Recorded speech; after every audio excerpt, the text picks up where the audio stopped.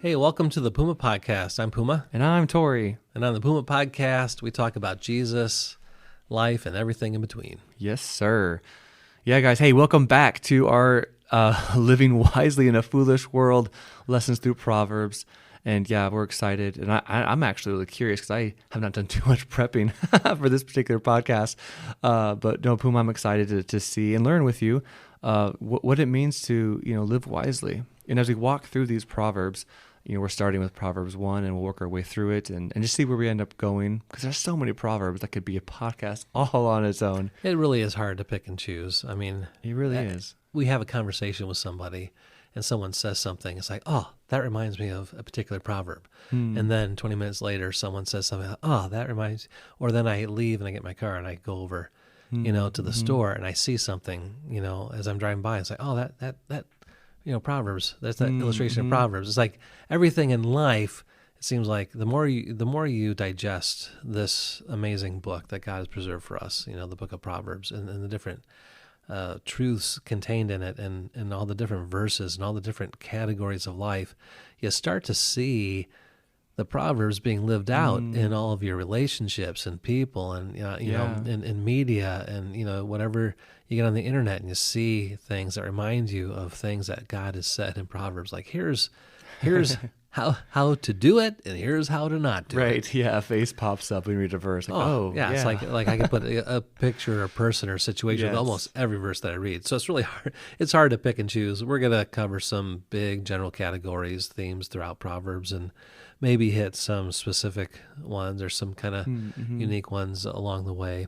Like we mentioned last week, Proverbs really is highlighting the big category of how we live through life, and there's two paths or two directions that every person is on. They are on the path of foolishness, or are they on the path of wisdom? Yep. And the question then is, what path are we on, and what path do we want to be on? Right. So today we're going to explore some more of that, and we'll be in Proverbs chapter 1 today and look at a little bit of how Solomon starts this book. Yeah, I'm excited. Yeah, let's dive into Proverbs chapter 1.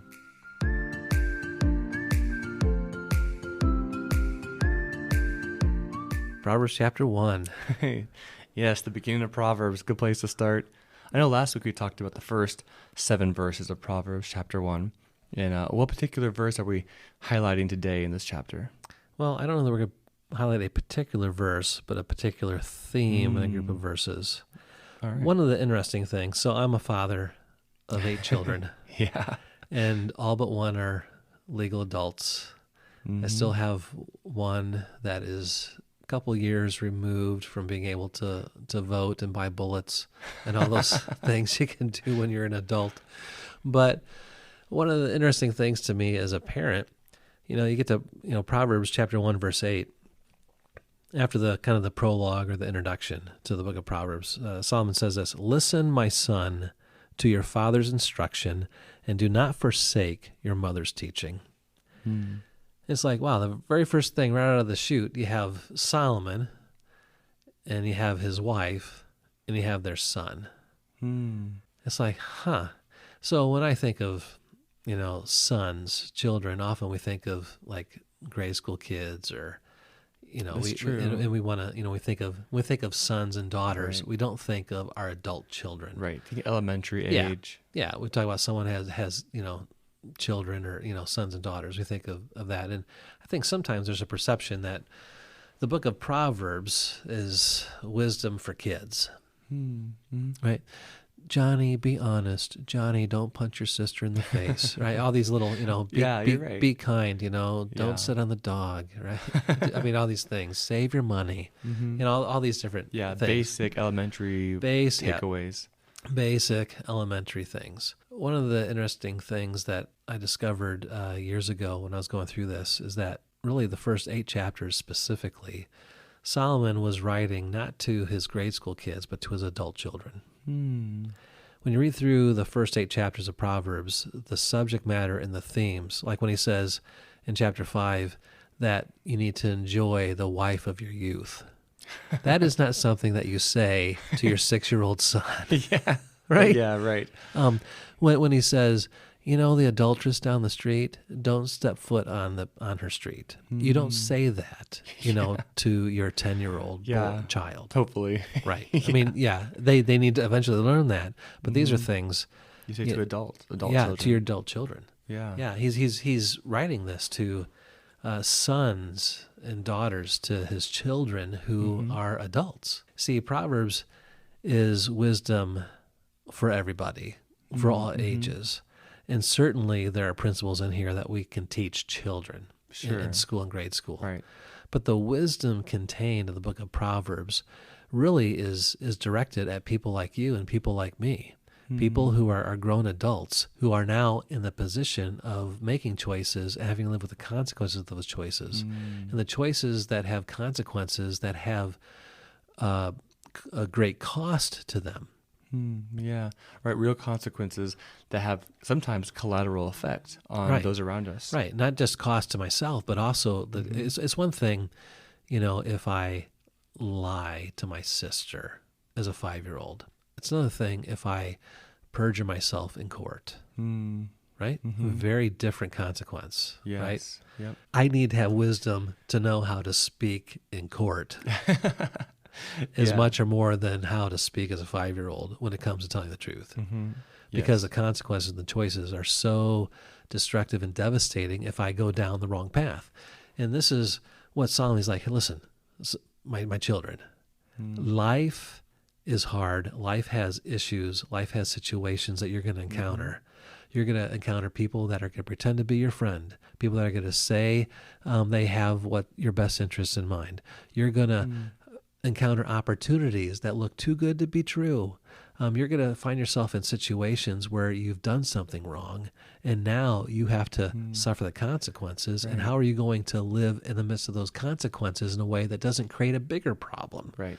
And so, I mean, these are so practical. And so, in realizing that he's speaking to his adult children, it's like, wow, so he's really speaking to me. Right, yeah, the stakes are much higher. The stakes are much higher, yeah. So chapter 1, he says, listen to your parents.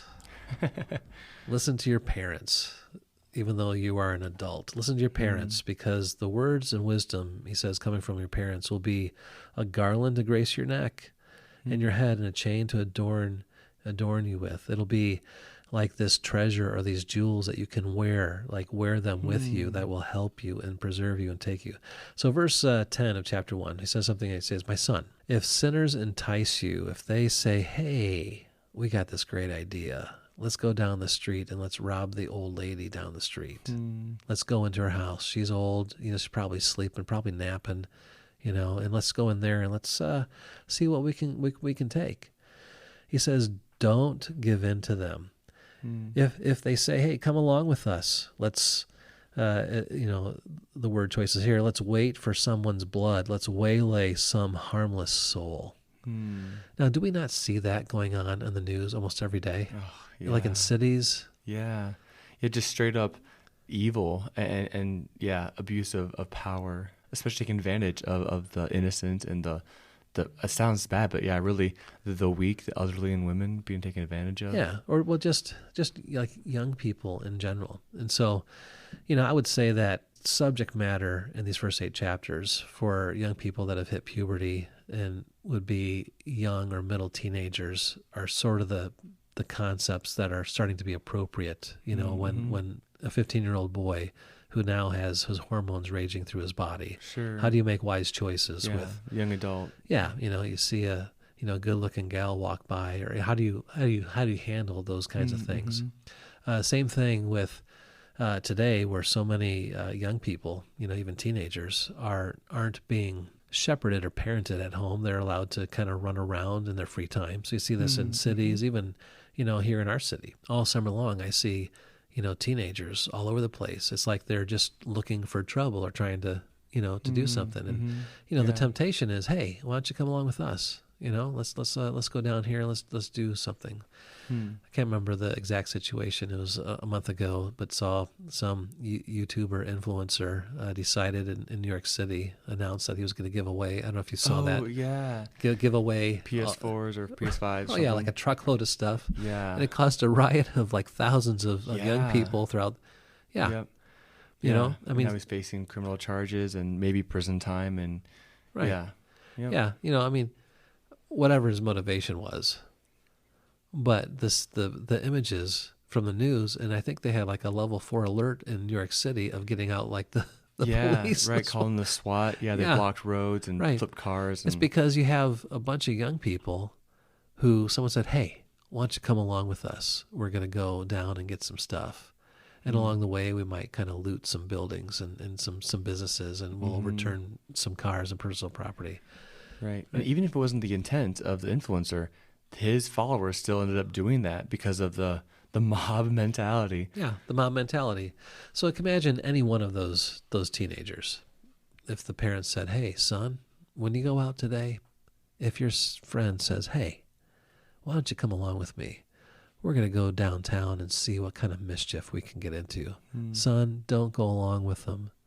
Don't go along with them where they just want to, harm someone or be destructive. He says, my son, do not go along with them. Do not set foot on their paths, for their feet rush into evil. They are swift to shed blood. He says, how useless to spread your net in full view, of the birds. All they're going to do is they're going to harm and hurt themselves. And then Solomon says, such is the end of all who go after ill-gotten gain. It takes away the very lives of those who get it. In other words, one of the first things he says, son, listen, people are going to say, come along with me. And we'll probably spend a whole podcast just on the power of influence of friends, and maybe a couple of those down the road. Yeah. But just kind of this first little scenario, this is a father who loves his children.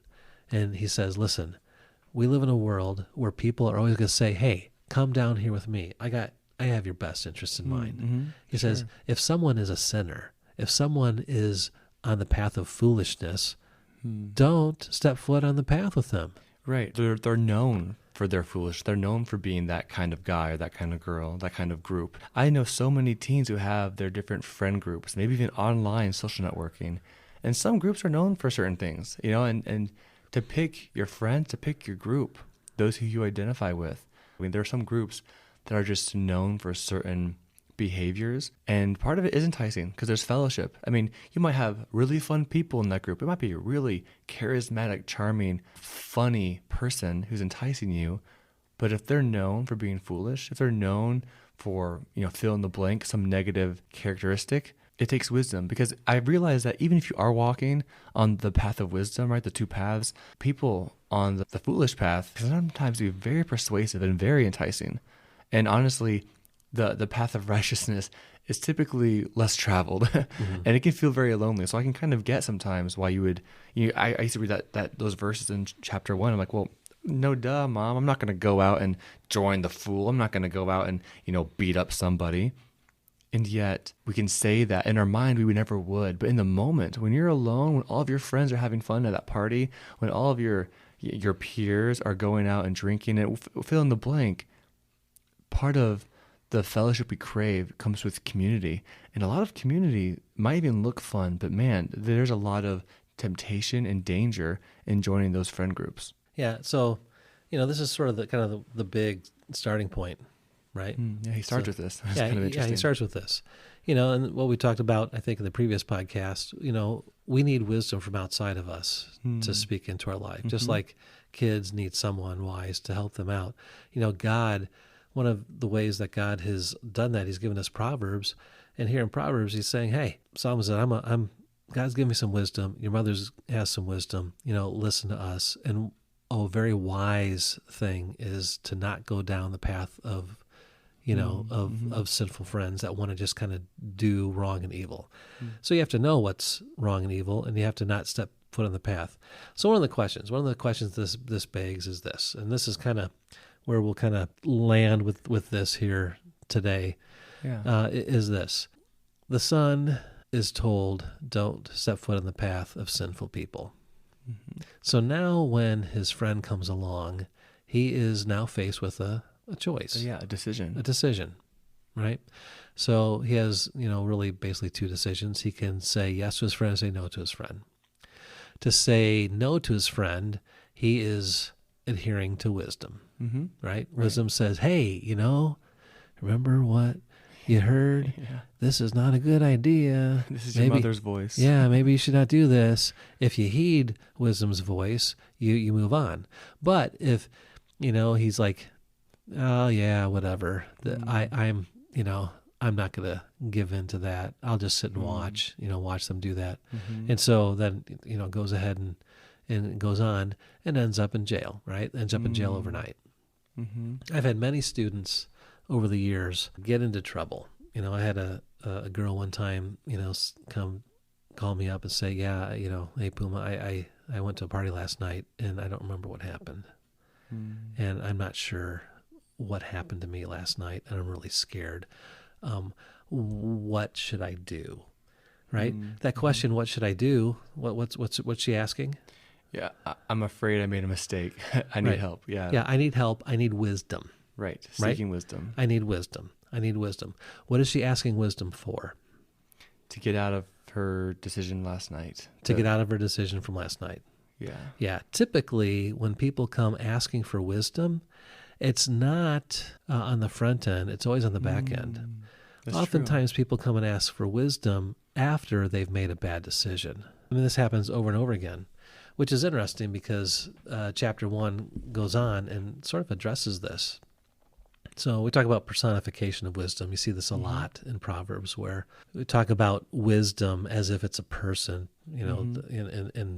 with pronouns. In verse 20, wisdom calls aloud in the street. She raises her voice in the public squares. At the head of the noisy streets, she cries out. In the gateways of the city, she makes her speech. And this is what wisdom says, right? How long will you simple ones love your simple ways? How long will mockers delight in mockery and fools hate knowledge? If you had responded to my rebuke, I would have poured out my heart to you and made my thoughts known to you. But since you rejected me when I called, and no one gave heed when I stretched out my hand, since you ignored all my advice and would not accept my rebuke, I in turn will laugh at your disaster, and I will mock when calamity overtakes you. What is Solomon saying? He's saying the time to pursue wisdom is not for the current situation. The time to pursue wisdom is now for future situations. You see, when mom and dad say, hey, don't go hang out with people that are bent on just doing wrong, that's on the front end. You see, when I find myself in a situation, I'm not going to find wisdom for the consequences of making the wrong choice, because that is wisdom mocking me. Right. Yeah. So what you're saying is wisdom is not reactive, it's proactive. Right. It looks down the road and makes decisions currently to avoid the future potential, fallout from the decision. Right. The time to gain wisdom is now for future events and future decisions. The decisions that I made today, the time to gain wisdom for the decisions that I make today were yesterday. Right. But people don't want wisdom yesterday. They spurned it or they ignored it. They weren't asking for it. Just like he says here. Wisdom's like, I'm calling out. Right. I was available to you. And you rejected me. But you didn't want to hear me because you didn't think you needed it. But now today you made your choice. And now I'm going to wisdom, in the personification of wisdom, as if wisdom is mocking you. Not that God is saying, ha, ha, ha, ha, you're suffering consequences. So the point here is wisdom. The time to gain wisdom for the future is today. And so really the heart posture for you and I today is, do we want wisdom for our future? Because again, we're walking down a path. I'm here. I'm going to take a next step in my future. Yeah.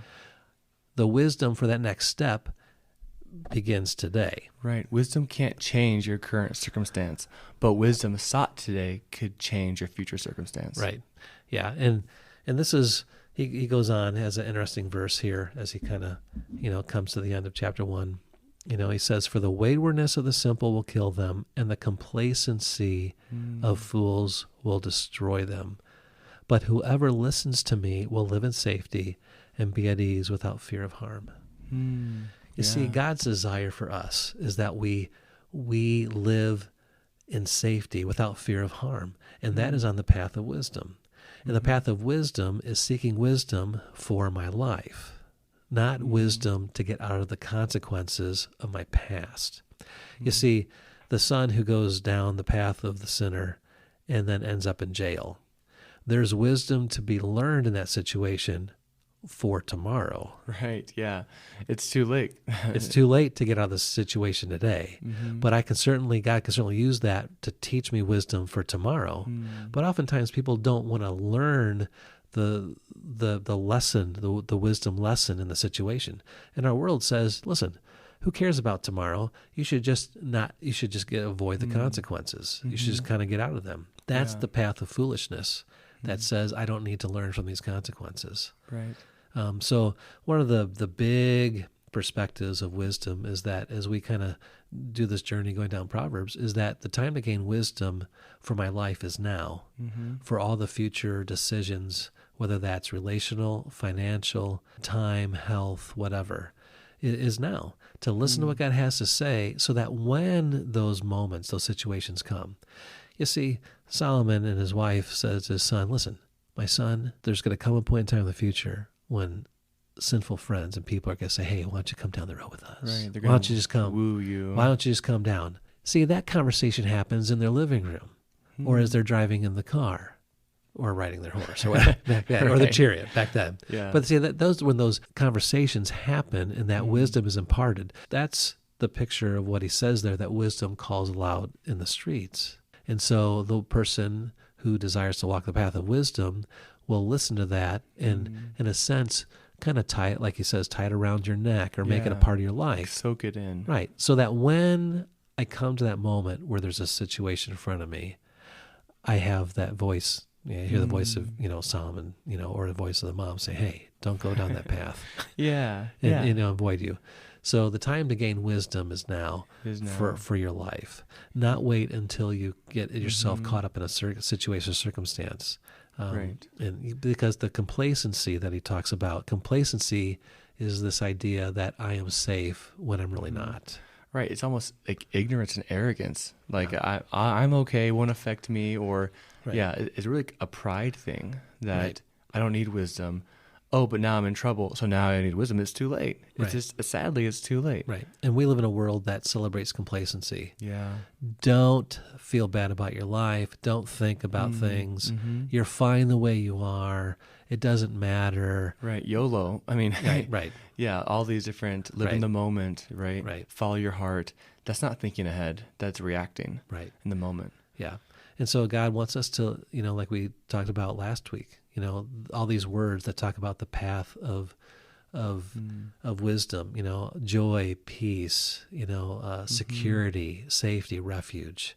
That all comes when I take wisdom and I put it into my heart. And so we'll talk about that concept of putting it in and, sort of how Proverbs counsels us to do that, or how Solomon counseled, his sons to do that. Yeah. Well, that leads into a great application question for this podcast. How would you phrase this application question today? Yeah. So do you desire to walk the path of wisdom? And if so, are you seeking wisdom today? Like, are you searching for it? Are you looking for it? And we'll talk about that probably next time. Proverbs chapter 2, he says that the pursuit of wisdom is very intentional. It's not like I accidentally fell into wisdom. Right. There's an intentionality about it. Yeah.